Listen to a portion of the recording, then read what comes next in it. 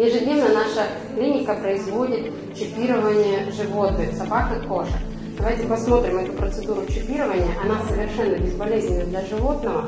Чип вводится в область холки, вот смотрим, между лопаток. Теперь мы проверяем сканером, сразу же наводим сканер. Обязательно владельцу показываем индивидуальный номер животного и удостоверяемся в том, что чип действительно введен.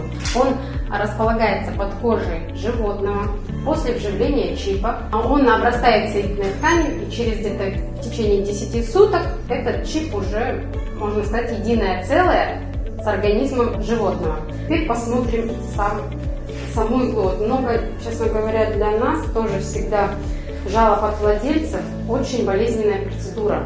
Именно про процедуру чипирования. Как мы посмотрим, игла очень может быть большая на первый взгляд, но так как у нее очень удобный, так сказать, срез с алмазным напылением, очень быстро вводится и, заметьте, практически безболезненно.